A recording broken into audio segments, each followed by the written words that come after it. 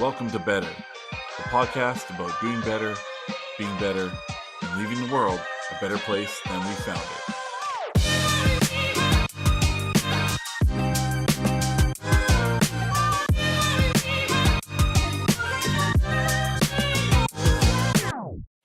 What's going on, everybody? Welcome to Better. This is a podcast I decided to put together because I've lived a very interesting life. It's been a mixture of big events, massive successes, massive failures. I've shaken hands with presidents, prime ministers. I've met some of my favorite celebrities, sports stars. I've enjoyed some of the finer things in life, and I've lived some of the we'll call the regrettable moments in life. And all through that journey, I discovered along the way that I wasn't exactly smart, and I wasn't exactly self-aware. And it started me on this journey of betterment that kind of started, we'll say, roughly around 2015, 2016.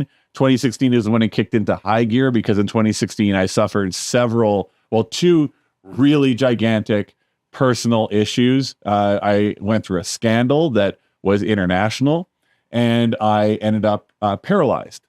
So those kinds of things will shape you differently after them. And that journey that I went on, I'm not saying that I'm smart by any means, or that, you should be listening to me for advice, because that's not what this podcast is about. It's not about advice. It's about sharing stories, and hopefully somebody hears stories that I have to say or that my guests have to say.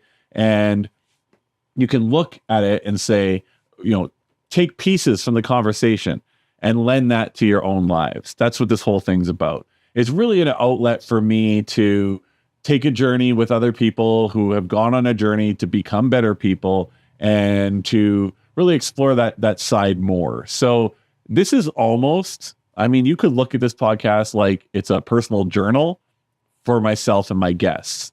Now, every so often, I'm going to have a podcast that's going to be just me talking to you about my personal stories, because I don't want to bring guests on and then have my personal story be the dominant piece. You'll notice when I'm interviewing people, like I had a great interview with Bobby the Coach Lowen. I'm going to have, great interviews with soldiers and nurses and all types of people.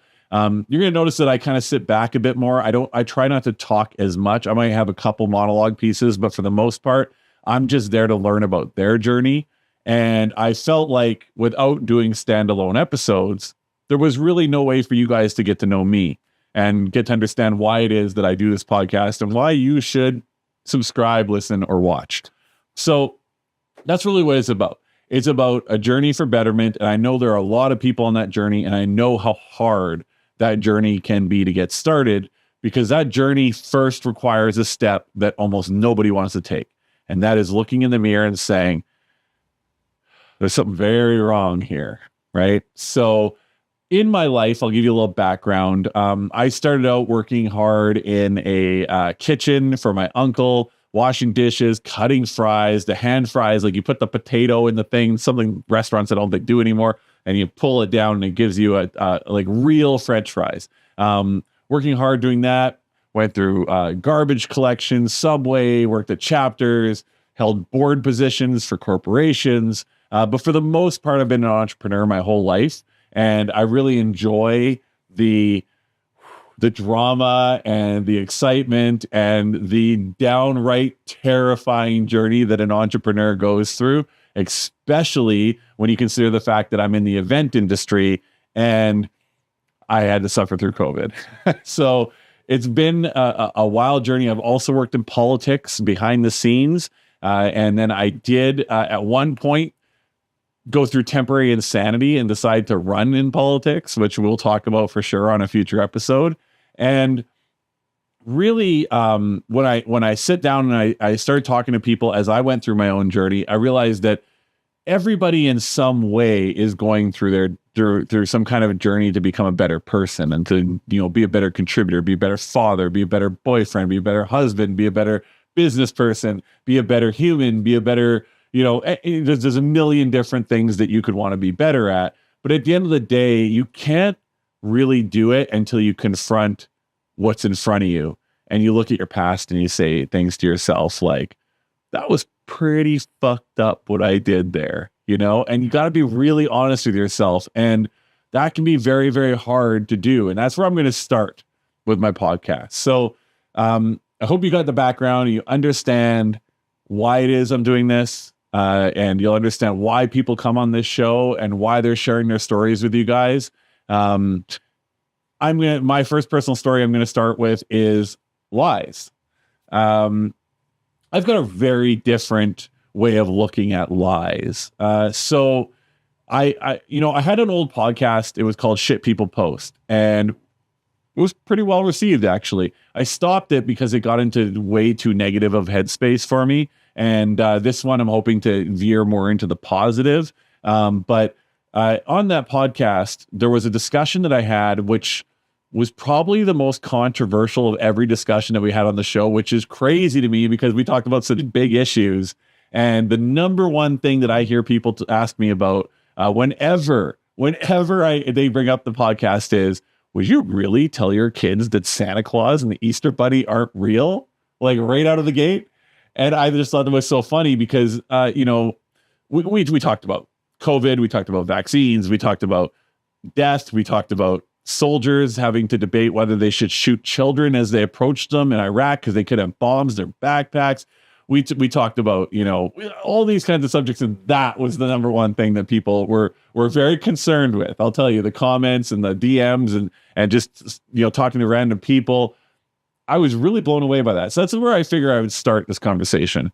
Here's the deal.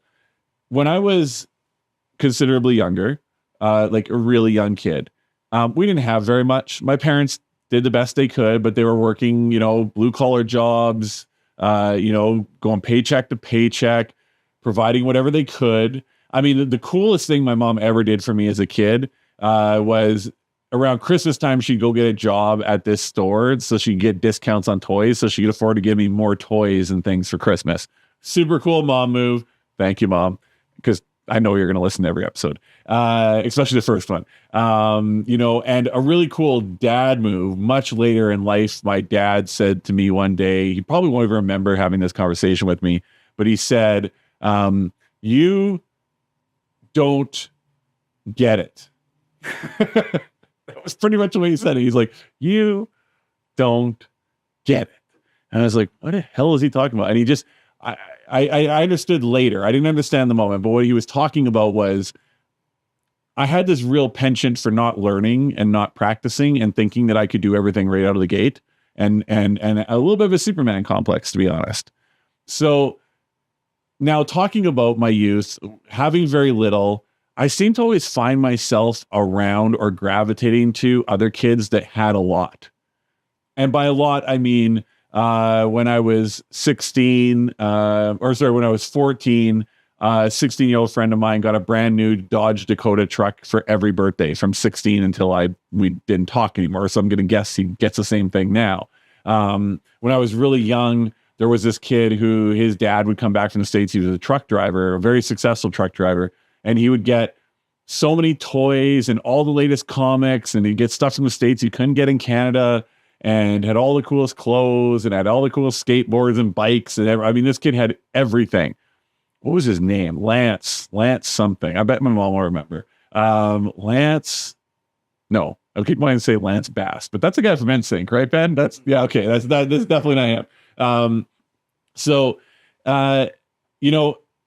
I found myself, because I was pretty mediocre in everything I did. I wasn't a good soccer player when I tried to play soccer. I wasn't a good hockey player. I wasn't a good skater when I tried to skate, which is a cardinal sin in Canada. And I just wasn't very good at things. I didn't try at things. And like I said, we were very blue collar, so we didn't have a lot.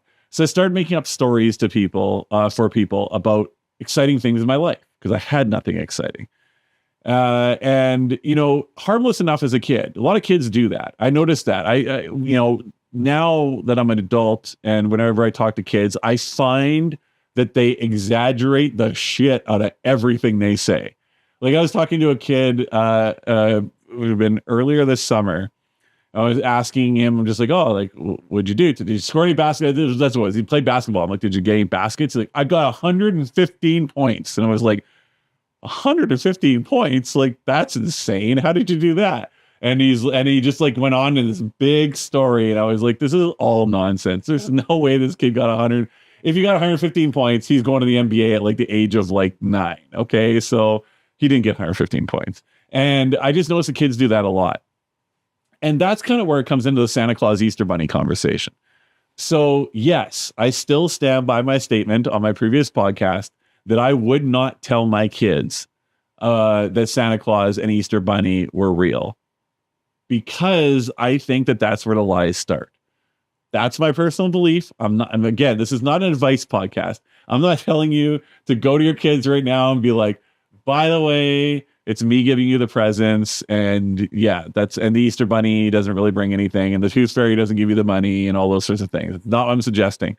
I'm saying, for me personally, the more I examine the way that we treat children, I think that what I would do if I had a kid, and maybe it's a good thing I don't, but I would say, look, Santa Claus and the Easter Bunny and Cupid and all these types of characters that are in your life that every kid believes in, they're not real. They were created as something nice for children to have, a way to not have to grow up too fast. But I don't want you ruining it for other kids. Okay. So I think that if you're a good parent, you can teach your kids how to be respectful towards others. You don't have to ruin the party, because you don't have to walk into the party and be like, Santa Claus is fake. You don't have to do none of that. Right. So it would be a two-step thing. You have to teach your kid how to respect other people and their boundaries, but at the same time, teaching them, look, these are nice stories. They're not meant to be, something that's like a hard and fast rule in life or something you got to live by. It's just a way of keeping you young. It's a way of allowing you to experience something a little more magical. Now, I'm giving you the presents.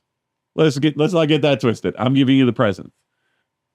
But Christmas is not about Santa Claus and presents. It's about the overall, for me at least now, over the last few years, Christmas has become about a time to slow it down, shut off the phone maybe for like 6 minutes, and just really enjoy time with family, friends, and like gets caught up in that spirit of the season, which seems to be dying every year, which is kind of concerning. But that's what Christmas is to me.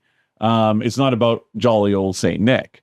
So, and then when they go to school and the kid's like, I can't wait for Santa to give me an Xbox or whatever. And then the kid be like, yeah, I hope you get an Xbox too, and that's it, right? You don't have to take out the whole Santa presents, Santa pictures, Santa hat, mistletoe. Well, not for kids. That's a weird thing to reference when talking about kids. But all the really traditional Christmas things, you can still have all that without lying to them about a fat guy coming down their chimney and giving them presents. Like, it just never really made sense to me. And I think when you do stuff like that, I remember when I found out the Santa Claus, the first one I found out that wasn't real was Tooth Fairy. I found out the Tooth Fairy wasn't real because I went into this closet I was never supposed to go into, and I was climbing up the shelves, and everything kind of fell apart, and a box came out. All my teeth went flying through the air, not out of my mouth, flying out of the box and landed on the floor. And I was like, what the hell? So then my parents had to tell me that what happened, right? Luckily they didn't double down on the lie and be like, oh, well, she brought them back for us because we asked for them or something stupid like that, right? They told me, and I felt super fucking betrayed.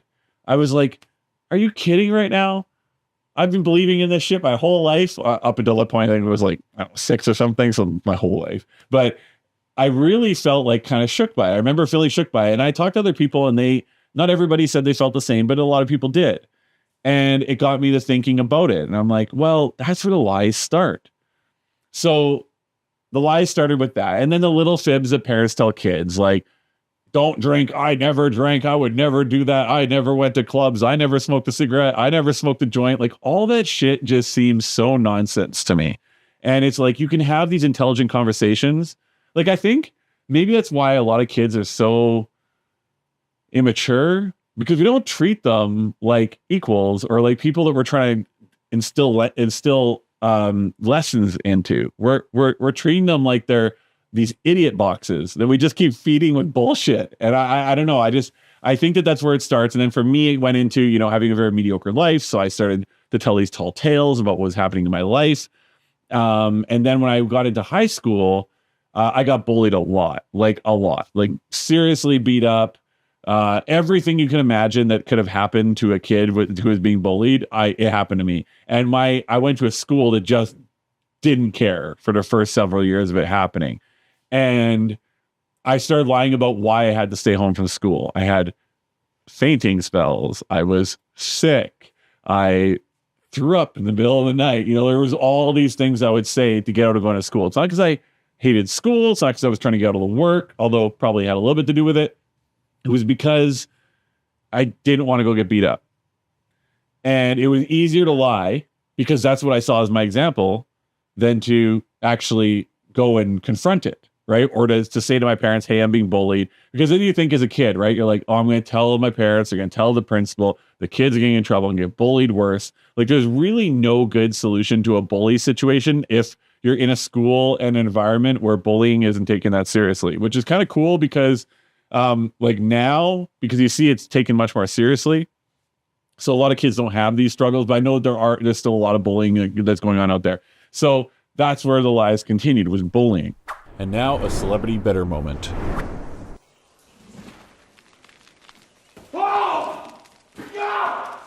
I've hired myself out as an attraction.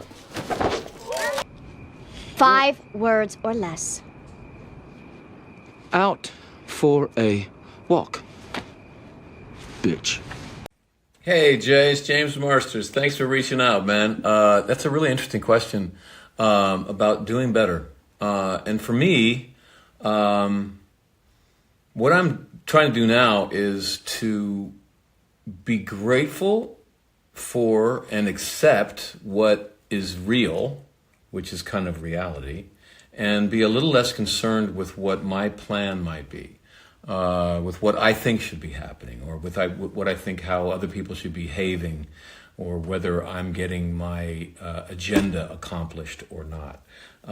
Because I don't think that the world really ever asked my opinion about things or ever really cares about what I think is going to happen today. Like I wake up in the morning and I think I have a plan, and then life happens. John Lennon said, life is what happens when you're busy making other plans.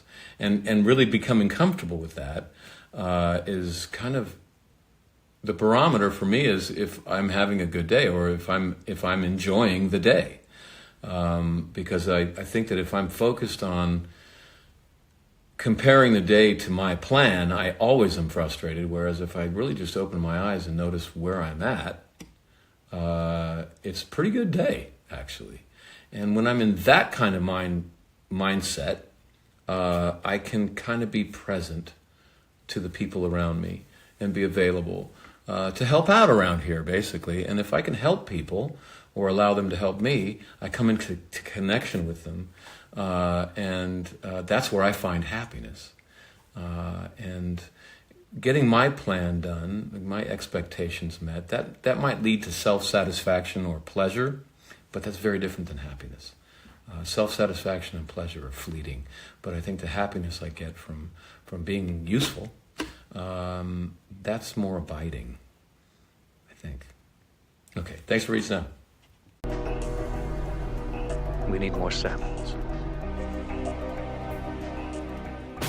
I will make your neck my chalice and drink deep.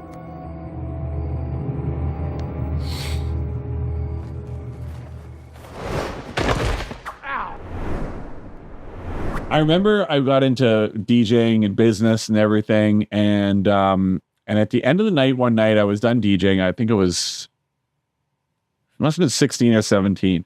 I was DJing at this club, and the manager was really drunk at the end of the night.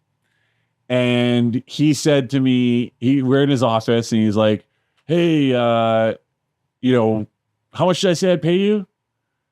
And it was, I think, $30, $40 or something like that. And I was like, I think I said $500. He was like, oh yeah, you did a good job. He gave me the money. I was like, wait a second. So we'll talk about why I don't drink in a future episode. But I saw it. So I took the money, and I'm taking the bus ride home with my crates of records and my record player. Like, you guys have no idea the struggle of a DJ back in the day. tons of weight. I mean, I'm surprised I don't have massive back problems from carrying record crates on my back. But taking the bus home, and there was always this one stop, a few stops away from the club, where one of my friend's older brothers would get on the bus, and he was about 20, I want to say like early 20s, mid 20s at the time. And he would sit with me and we would talk because we were always going to the same end point, which was in the south end of the city. So we had about an hour to talk. And I remember telling him about this and saying to him, yeah, like this guy paid me all this money because I just like lied to him because he was drunk and it worked. And he's like, yeah, that's how the world works. That's what you do. You lie, and I was like, huh, isn't that interesting? So lying's just a thing that everybody does all the time. And I think these little tiny moments like that just kept building up and building up and building up. And then on my 18th birthday, or around my 18th birthday, I got these tattoos. So this one is Conquer Fear. This one's Conquer Life. Because I was scared of my shadow. Were they able to see that, Ben? My tattoos? You able to get a shot? Yeah? Okay. Ben's a producer, by the way. And we have another producer called Skylar. You'll hear me talking to them very often. One day we'll get them on the show when they want to get personal. So I got these tattoos, and it's because I was scared of my shadow. And I really just wanted to go out there and live life. And I did.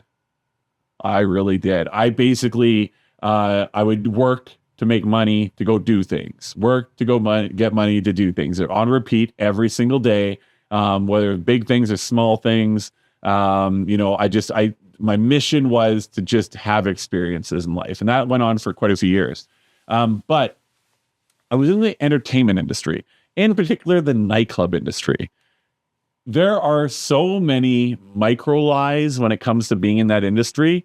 Like, oh yeah, my room is totally packed. Oh yeah, last night was crazy busy. Oh yeah, I did this. Yeah, I did that. The crowd did this. The crowd did that. I hired this DJ. It's all just filled with nonsense and lies. And I kind of got wrapped up in that as well. And now I'm in a systematic way of lying, right? Now it's like, started out as a kid, hearing lies, then started telling fibs that turned into lies, and now I'm an adult, and all the examples I'm seeing are just lie, lie, lie, lie, lie. And they say the average person, actually, can you look this up, Ben? How many times does the average person lie in a day? I'm curious to see what the number is because I don't have the exact number in my head, but I remember reading that the average person lies X number of times a day. And I thought to myself, I was like, wow, that's shocking. But then I started thinking to myself, I'm like, wait, yeah, that actually seems about right. You got it? Yes. So some researchers estimate that the average person tells around 1 to 2 lies per day. However, other studies have found much higher numbers, such as people tell closer to 10 to 15 lies per day. Okay, so I say that's probably the number I heard. So 10 to 15 lies per day. Like, wow, that's a lot of lying. Now, if you consider, let's say, let's do, you got a calculator? Do some math. You got a calculator? Yeah. All right, so let's do 80. No, let's do 70.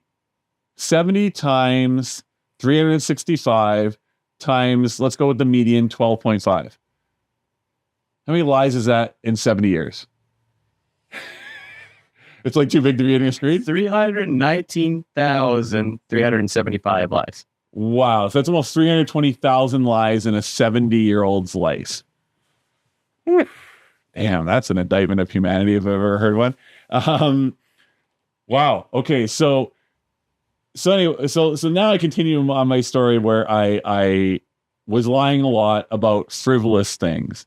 And then it turned into, I was having all these crazy experiences in my life, like actual real experiences. And then I was telling these other lies. So then nobody believed anything, I think. I mean, some people did, but I think people were like, what? Like, I can't tell what's real and all that. And I was having the same problem with other people. I'm like, is that real? Is what you're saying real? Is that thing over there real? And it was just really, it got to be so confusing in my head as to what was reality and what wasn't, because reality is really presentation, it's perception, right? So they say perception is reality. And if I'm telling the world I'm something that I'm not, eventually that is the reality. I am that person.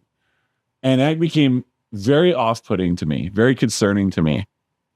And I got into a dispute with a good friend at the time. Essentially what happened is they had something not work for them in a show. They tried to put the blame on me. I had nothing to do with it, but that's what happened. They lied and said that it was me. I then returned with a lie and talked to the people that were involved, the other people that were involved in this, the thing that didn't happen. And I basically said I was somebody that I wasn't, and I tried to get the information. I got the information, and then I got caught doing that. He starts calling me a liar. I'm like, I'm the liar. You're the liar. And then it went south quick, and we haven't spoken a day in our lives since, and that was several years ago.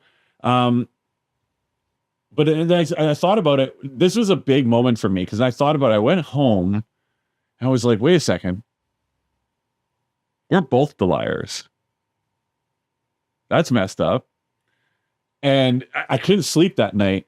And I was really spending a lot of time thinking, going, well, if we're both the liars, how often are people lying to me and how often am I lying to people? So I started to keep a tally of all the times I felt instinctively like someone was lying to me and all the times that I knew I was lying to someone else.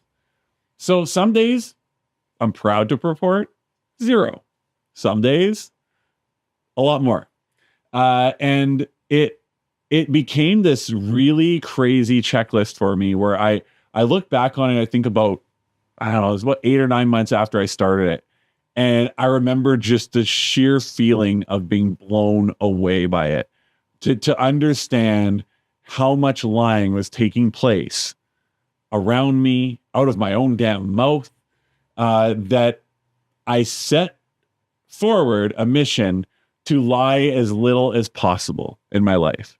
Now there are situations I get into where, in business or in personal, where I think I'm telling the truth. Like, Ben and I actually had a conversation about this where I'm like, I got the best laid plans and intentions to do A by this time period. And I say, that's what I'll do.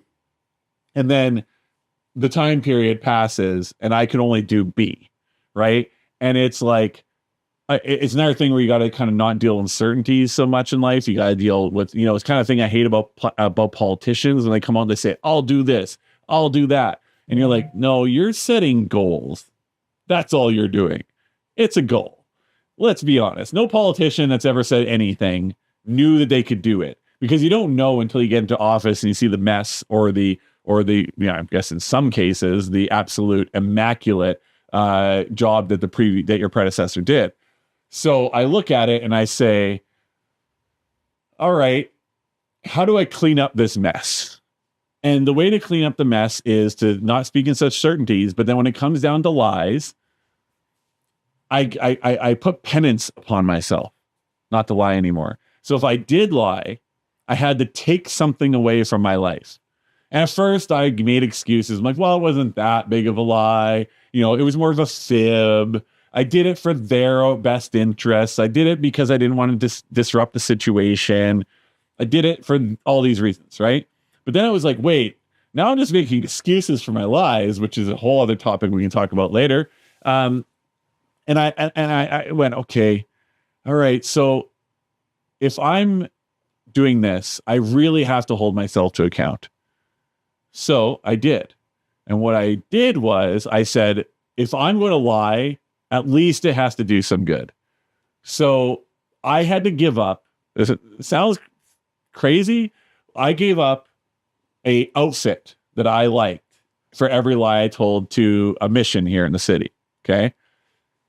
It didn't take long for me to have a pretty empty closet. I'm shit you not. And it was a really good visual for me because in my bedroom, I lay down in my bed, I'm laying this way. To this side of me is my closet.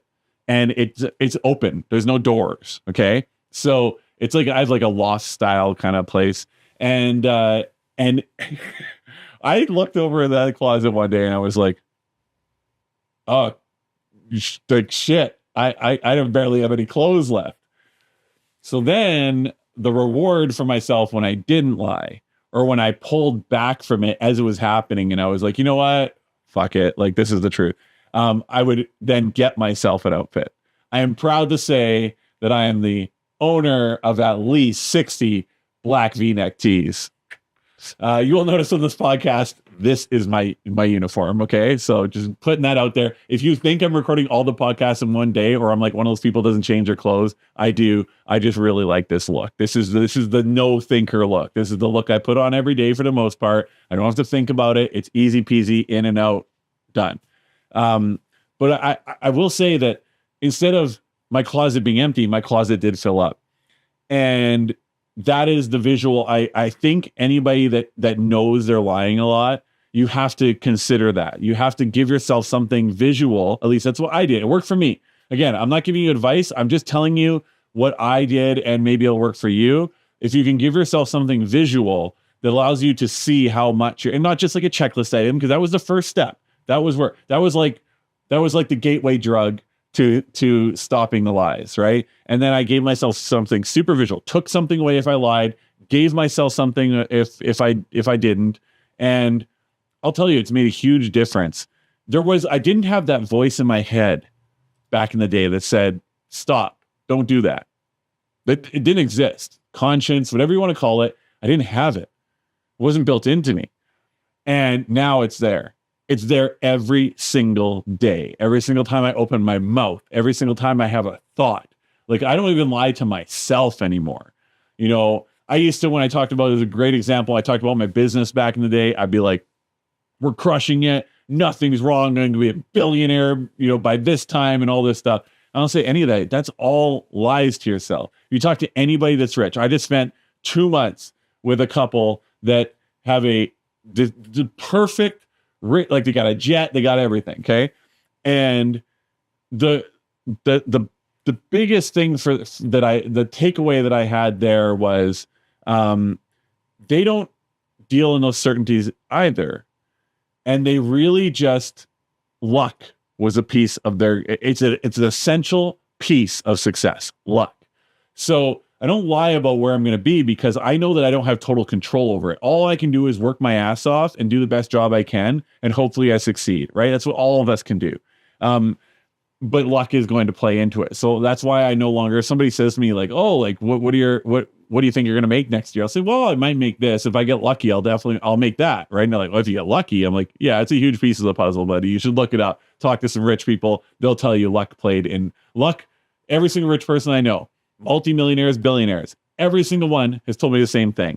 I wouldn't be here without luck.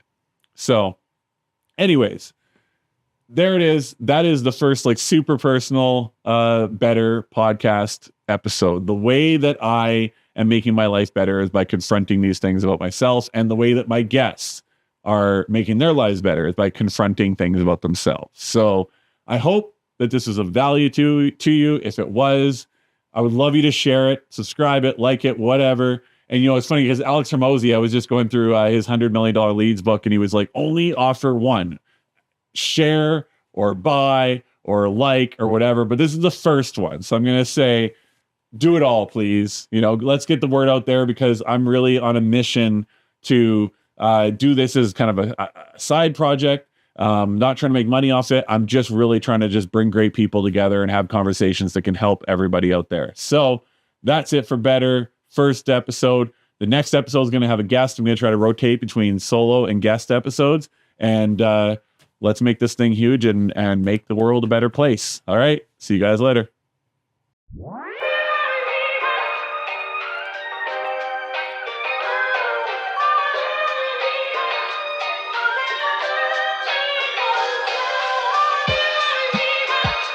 Thanks for checking out Better. If you get a chance, subscribe.